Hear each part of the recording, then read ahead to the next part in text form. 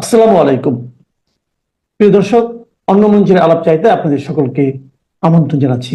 প্রিয় বন্ধুরা, প্রীতি সালাম এবং শুভেচ্ছা নেবেন। যেটা প্রতিদিনই এখন বলতে হচ্ছে যে বাংলাদেশে এখন একের পর এক ঘটনা ঘটছে এবং যেভাবে প্ল্যান করছি যে আগামীকাল কি করব সেই প্ল্যানেও স্টিক থাকতে পারছি না, তার আগেই নতুন করে ঘটনা ঘটছে। গতকাল যমুনায় প্রধান উপদেষ্টার সাথে সেনাবাহিনী, নৌবাহিনী এবং বিমান বাহিনীর প্রধানদের সাথে একটা মিটিং হয়েছে, আপনারা খবর পেয়েছেন। এই মিটিং সম্পর্কে সরকারের পক্ষ থেকে একটা প্রেস রিলিজও জারি করা হয়েছে। তো আমরা এই প্রেস রিলিজে আসলে খুব সামান্য পেয়েছি।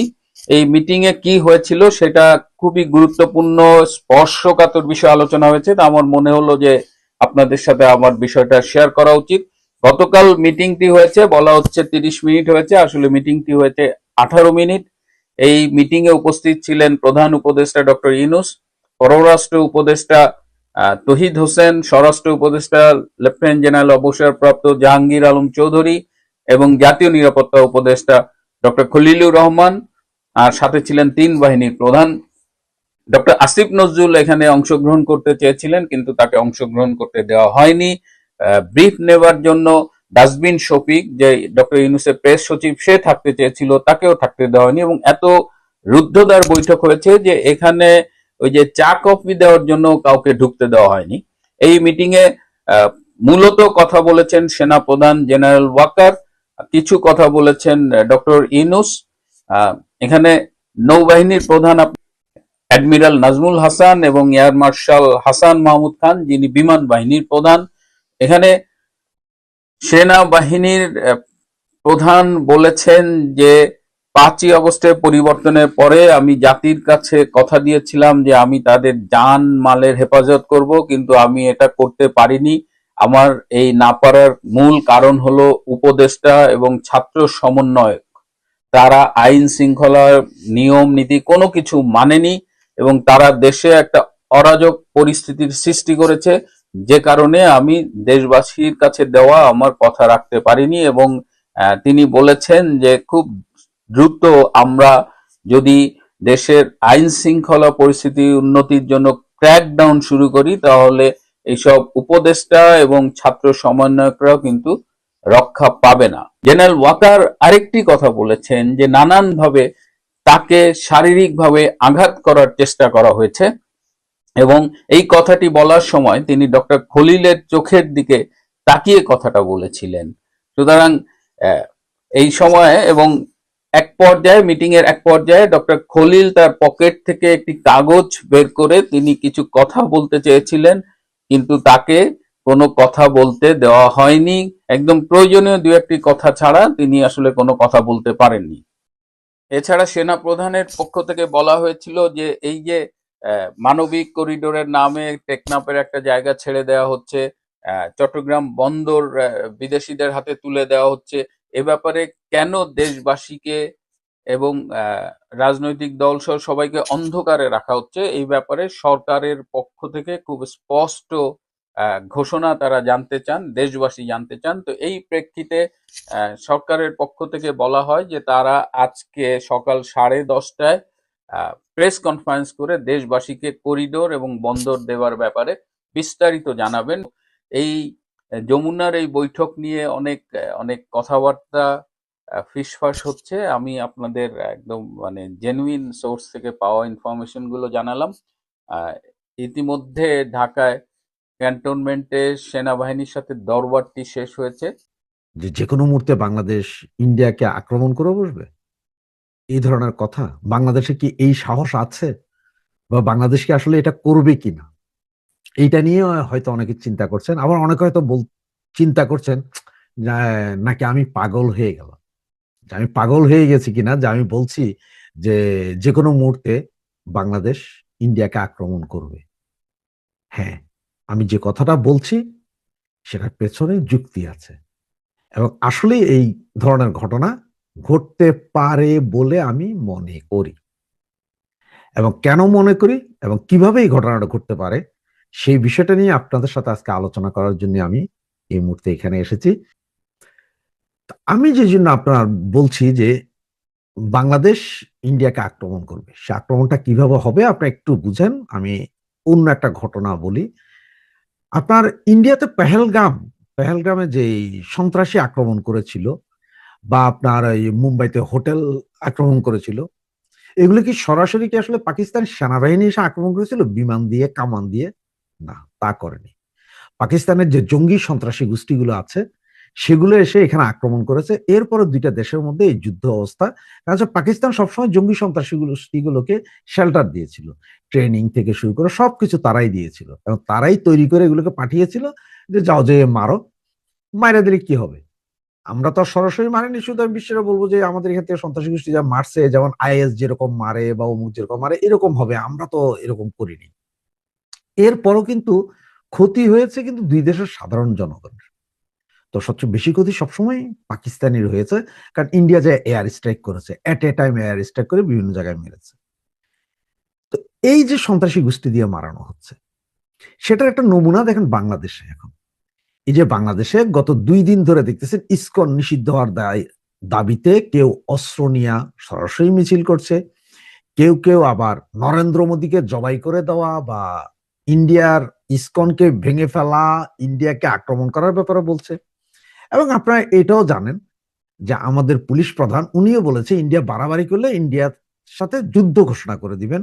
বিএনপির একজন নেতা, এত বড় নেতা, উনিও বলেছেন সেম কথা, একই কথা উনি। আর এর আগে তো পাকিস্তান তো অলরেডি বলেই দিয়েছে যে এইবার ইন্ডিয়াতে আক্রমণ করলে পূর্ব দিক থেকে আক্রমণ করবে। পূর্ব দিক বলতে আমরা। আবার জামাতের নায়েবে আমির উনি আমেরিকা যেয়ে বলেছেন যে 50 লক্ষ সেনা রেডি, 25 লাখ আছে যারা সরাসরি যুদ্ধ করবে, বাকি 25 লাখ গেরিলা যুদ্ধ করবে এবং গজবাতুল হিন্দ করবে। এই হচ্ছে যে যখন অবস্থা, তখন আপনারা দেখেন আমাদের বাংলাদেশের লালমনিরহাটে দ্বিতীয় বিশ্বযুদ্ধের সময় যে এয়ারবেসটা তৈরি করেছিল, সেই এয়ারবেসটার উপরে খুব ভালোভাবে এখন নজর দিয়েছে চায়না। চায়না নজর দিয়েছে, চায়না এখানে এই এয়ারবেসটাকে ঠিকঠাক করে এখানে যুদ্ধ বিমান টিমান এনে রাখার কথা, স্যাটেলাইট ট্যাটেলাইট লাগানোর কথা। মানে হচ্ছে যে তারা এখান থেকে ইন্ডিয়াকে দিকে নজর দিবে, কারণ আমাদের এই লালমনিরহাটের এই এয়ারবেসটা থেকে মাত্র 35 কিলোমিটার দূরে।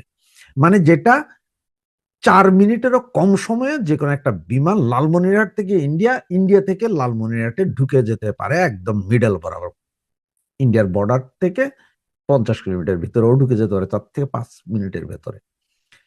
সুতরাং এই জন্য ইন্ডিয়ার কাছে যেমন এটা সেন্সিটিভ, চায়নারও এটা দরকার, কারণ ওখানে স্যাটেলাইট থাকলে, রাডার থাকলে ওরাও দেখতে পারবে যে ইন্ডিয়া কি করতেছে না করতেছে, যেহেতু এখন সবকিছুতে স্যাটেলাইটের যুগ। এই হচ্ছে যে অবস্থা। আবার এইখানে এখন এই জায়গায় এই তেলে ঘি ঢেলেছেন হচ্ছে যে আপনার আমাদের বর্তমানের সেনাবাহিনীর কিছু লোক এবং সশস্ত্র কিছু গোষ্ঠী। আপনারা জানেন যে ইন্ডিয়ান সেনাবাহিনীর 4 জন গোয়েন্দা কর্মকর্তা বাংলাদেশে এসেছিলেন 3 দিনের সফরে। এটা গোপন রাখা হয়েছে, প্রথমে যদিও বলা হয়েছিল যে আসছেন, কিন্তু পরবর্তীতে সেনাবাহিনী থেকে এটা গোপন রাখা হয়েছিল, কারণ এটা নিয়ে আবার কথাবার্তা চলতেছিল। এই জন্য এরা 3 দিনের জায়গায় 4 দিন থেকেছেন, এবং 4 দিন থেকে তারা সারা বাংলাদেশে 8টা ক্যাম্প চিহ্নিত করে দেখিয়ে দিয়ে গেছে, এবং এমনকি তারা স্যাটেলাইট ইমেজ, সরাসরি জায়গার ফুটেজ সহ, ভিডিও ফুটেজ, ছবি সব সহ সেনাবাহিনীর হাতে তুলে দিয়ে গেছেন যে এইখানে আপনাদের জঙ্গি ট্রেনিং হচ্ছে, এই জঙ্গিরা যে কোনো সময় যে কোনো ঘটনা ঘটাইতে পারে। এটা যাইয়া আজকে 1 সপ্তাহ হয় না, এরই ভিতরে গত 2 দিন আগে পাকিস্তান সেনাবাহিনীর সেকেন্ড ইন কমান্ড হঠাৎ করে বাংলাদেশে আছেন, এবং উনি আজকে 2 দিন ধরে বাংলাদেশে থাকছেন, ঘুরছেন। এছাড়া তো আপনারা জানেন যে পাকিস্তানে যে আইএস আছে, আইএস বলতে আপনার যে ইন্টেলিজেন্স ব্রাঞ্চ যেটা আছে, এটা প্রায় 3,500 কর্মী বাংলাদেশে বর্তমানে অবস্থান করছে। এর ভিতরে 2-3টা জাহাজ আসছে, এই জাহাজে করে আসলে কি আসছে না আসছে এইটা নিয়ে ব্যাপক কথাবার্তা আছে। আসলে তো বলা যায় না, কারণ এইসব জাহাজগুলোর কোনো চেকিং হয় না। তো চেকিং না হলে তাহলে অবৈধ জিনিস আসছে, বা হেরোইন তো আসবে না, আসলে অস্ত্রই আসবে, কারণ পাইকারা অস্ত্রই দিবে বাংলাদেশে। এটা হইতে পারে, কারণ সশস্ত্র গোষ্ঠীগুলোকে অস্ত্র দিবে। কারণ হচ্ছে পাকিস্তানের ব্যাপার হচ্ছে যে পাকিস্তান চট্টগ্রাম অঞ্চল দিয়ে সশস্ত্র গোষ্ঠীগুলোকে অস্ত্র দিলে তারা 7 সিস্টারে গ্যাঞ্জাম লাগায় রাখতে পারবে। আবার এই দিকে যাইয়া আপনার উত্তরবঙ্গের দিকে দিলে সেখান থেকে ওই যে আপনার বাকি কলকাতা মলকাতা ওইসব সাইডে একটু গ্যাঞ্জাম লাগায় রাখতে পারবে। ইন্ডিয়াকে একটু অস্থিতিশীল করে রাখা, এতে পাকিস্তানের সুবিধা হচ্ছে যে পাকিস্তান তখন বেলুচ নিয়ে একটু মাথা ঘামাইতে পারবে, এবং কাশ্মীর নিয়ে তাদের একটু সান্ত্বনা থাকবে, কারণ ইন্ডিয়া কয় দিকে ব্যস্ত থাকবে। এদিকে আবার চায়না আছে, ইন্ডিয়ার আর একটা ভয় আছে চায়না, যদি চায়নার সাথে এখন মোটামুটি একটা নেগোসিয়েশন আছে। এদিকে আপনাদের মায়ানমারের যে বর্ডারটা চায়নার সাথে ছিল, সেই অঞ্চলটা পুরো একটা বিদ্রোহী গোষ্ঠী দখল করে ফেলেছিল। ফেলানোর পরে কি হলো, গত এক সপ্তাহ আগে আবার এমন বোম্বিং করলো চাইনিজ বিমান দিয়ে, চায়না থেকে পাওয়া বিমান, রাশিয়া থেকে পাওয়া বিমান এবং ড্রোন দিয়ে এমন ভাবে মেসাকার করলো যে এটা আবার সে সরকারি বাহিনীর হাতে চলে গেছে। সুতরাং ওই সাইড দিয়েও এটা গন্ডগোল দমন করে দিয়েছে চায়না। তার মানে চায়নার বর্ডার ক্লিয়ার করছে, কিন্তু আমাদের 270 কিলোমিটার জায়গা সেটা আমরা এখন দখল করতে পারিনি, সেটাতে আমাদের এখানে ওরাই দখল করে বসছে, সন্ত্রাসী গ্রুপগুলো। আবার আসি আপনাদের সেই কথায় যে বাংলাদেশ যে আক্রমণ করবে, দেখেন বাংলাদেশ সেনাবাহিনী বা বিমান বাহিনী সরাসরি আক্রমণ করবে না। এখন যেটা হইতে পারে সেটা হচ্ছে যে পাকিস্তান আমাদের দেশের ভিতরে যেসব সন্ত্রাসী গোষ্ঠীগুলো আছে তাদেরকে দিয়ে ইন্ডিয়াতে আক্রমণ চালাবে। সে ইন্ডিয়াতে যখন আক্রমণ চালাবে, ধরেন যে কোনো ভাবে আক্রমণ চালালে সেটা ইন্ডিয়া তখন দেশের সার্বভৌমত্বের আক্রমণ মনে করবে এবং তারা তখন শুরু করবে আমাদের। তা আমাদের মারলে তো ভাই আমরা 10 মিনিট টিকার মতো ক্ষমতাও আমাদের নাই। কেন নাই? ইন্ডিয়া থেকে একটা বিমান আসতে লাগবে মাত্র, যে কোনো একটা ফাইটার জেট পাঠাইতে লাগবে আমাদের 7 মিনিট, ওই যে আপনার বললাম রংপুরের ওই সাইড থেকে। এবং আর যদি আমাদের রক্ষা করার জন্য কি আসবে পাকিস্তান থেকে একটা যুদ্ধ বিমান বাংলাদেশে আসতে সর্বনিম্ন 2 ঘন্টা 35 মিনিট লাগবে। আপনার গুগল সার্চ করলে যে কেউ পেয়ে যাবে ইন্ডিয়া থেকে কতক্ষণ আর পাকিস্তান থেকে কতক্ষণ লাগবে একটা জেট ঢুকতে। কারণ আপনারা যারা বাংলাদেশ থেকে কলকাতা গিয়েছেন, ঢাকা থেকে কলকাতা যাইতে দেখছেন আমরা 45 মিনিটের ফ্লাইটে চলে গেছেন। শুধু একটা ফাইটার জেটে 4 গুণ স্পিডে চলে। তাহলে এবার চিন্তা করেন যে কতক্ষণের ভিতরে এসে পৌঁছাবে। এই যখন অবস্থা, যে এই অবস্থায় এর ভিতরে দেখেন মৌলবাদীদের তাণ্ডব তারা শুরু করে দিয়েছে, মানে যে যুদ্ধ তারা করতেই হবে, তারা যে কোনো উপায়ে ইন্ডিয়া দখল করবেই। এবং এদের কথা হচ্ছে ইন্ডিয়া হিন্দু, ইন্ডিয়াকে দখল করবে, মানে ইসলামী জোশে দখল করবে। ইসলামী জোশ কিন্তু যে প্যালেস্তাইনের লোকজন দেখাইছিল, ইসরায়েল কিন্তু একেবারে শোয়াই দিছে, জোর আর খাটে নাই। তো এইবারও আমাদেরকে ফালানোর চেষ্টা করতে সেটা। এখন আপনারা বলতে পারেন যে কিভাবে এই সন্ত্রাসী গোষ্ঠী দিয়ে কাজ করবে। দেখেন সন্ত্রাসী গোষ্ঠী 2-3 ভাবে কাজ করতে পারে। একদম নিম্নমানের কিছু ড্রোন দিবে যেখানে এক্সপ্লোসিভ ভরা থাকবে, 2-4-5 কিলো করে ড্রোন। এই ড্রোন গুলাকে এট এ টাইম উড়াই দিবে, যারা উড়াবে তারা বাংলাদেশ সেনাবাহিনীর পোশাক পরে থাকবে, কারণ সেনাবাহিনীর পোশাক চুরি করে না, কুকি চীনের পোশাক যেরকম বাংলাদেশে বানানো হয় ওইভাবে করবে, বিভিন্ন অঞ্চল থেকে ওইভাবে করে ফেলবে। এই তার কারণ লক্ষণটা দেখছেন আপনারা, আসিফ মাহমুদ সজীব ভাই কিন্তু কয়েকদিন আগে বলছে 8,000 লোককে অস্ত্র প্রশিক্ষণ দেওয়া হবে। এবং আপনারা গত 2 দিন আগে ডিবিসি চ্যানেলের সময় একটা ভিডিওতে দেখেছেন যে আসিফ মাহমুদ সজীব ভুঁইয়ার বাড়িতে চাকরি প্রার্থীদের ইন্টারভিউ। আমার কাছে যতটুকু খবর আছে এখানে ইন্টারভিউ হচ্ছে যে ওরা খুব দ্রুত আগামী 2 মাসের ভিতরে 2,000 নার্স তৈরি করবে, যেগুলো মহিলা এবং পুরুষ নার্স সমান তালে, 1,000 পুরুষ 1,000 মহিলা নার্স। এদেরকে নাকি বাংলাদেশের যে কোনো সময় গৃহযুদ্ধ লাগলে এদেরকে লাগবে, এই জন্য এই চাকরির ব্যবস্থা করা হচ্ছে। এবং আজকে মাহফুজ আলমও বলছে যে বাংলাদেশে 2-4 মাসের ভিতরে একটা গৃহযুদ্ধের সম্ভাবনা, এখানে যদি ইসলামী মৌলবাদীরা লাগে তাহলে এটা আরো ভয়াবহ অবস্থা হবে। সব দিক যদি চিন্তা করেন তাহলে এবার দেখেন যে কথাগুলো মিলে কিনা। এবং সবচেয়ে সহজ পাইক্যাদের দ্বারা যে বাংলাদেশ থেকে সন্ত্রাসী গ্রুপগুলোর দিয়া যে কোনো উপায়ে, রকেট লঞ্চার হোক, ড্রোন দিয়ে হোক, ড্রোন মানে হচ্ছে ছোট ড্রোন দিয়ে হোক, যে কোনো উপায়ে ইন্ডিয়াতে অ্যাটাক করাবে। এবং যেটার পুরো দায়ী দায়িত্বটা আমাদের দেশের, আমাদের ঘাড়ের উপরে আসবে। আর আমাদের ঘাড়ের উপরে আসলে ইন্ডিয়া বিমানও লাগবে না, ইন্ডিয়া জাস্ট বর্ডার থেকে মিসাইল ছুড়লেই আমাদের যে কোনো সেনা ক্যাম্প, যে কোনো আবাসস্থল মিসাইলের ধাক্কায় 6 মিনিটের মাথায় চুরমাচুর হয়ে যাবে, আমরা বাধা দেওয়ারও কিছু থাকবে না। সুতরাং এখন আপনারা চিন্তা করেন যে আমি যেটা বললাম আপনাদেরকে, যে ইন্ডিয়ার উপরে বাংলাদেশ যে কোনো মুহূর্তে যুদ্ধে ঝাঁপিয়ে পড়বে, আর সেই যুদ্ধে ঝাঁপিয়ে পড়ার এই কারণগুলো সবরা অলরেডি তৈরি করছে, যেটা আমাদের উপদেষ্টারাও বলছে। মাহফুজের মতো তথ্য উপদেষ্টা, তার কাছে তথ্য না থাকলে সেই কথা বলে না, তথ্য উপদেষ্টা উনি।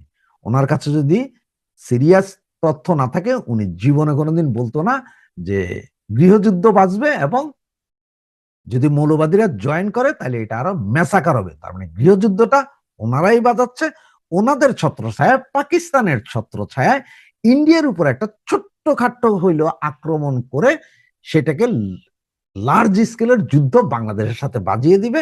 এতে পাইক্যাদের লাভ হচ্ছে যে ওই ইন্ডিয়াকে এখানে ব্যস্ত রাখা, তারা হয়তো ওইখানে কিছু করার জন্য আমাদেরকে মোহরা বানাবে। সুতরাং এই চলতেছে তাদের প্ল্যান। বাকি এখন আপনারা একটু চিন্তা করে দেখুন যে আমার কথাগুলোর সাথে এখনকার বর্তমানের যে ঘটনাগুলো ঘটছে এগুলার কোনো মিল আছে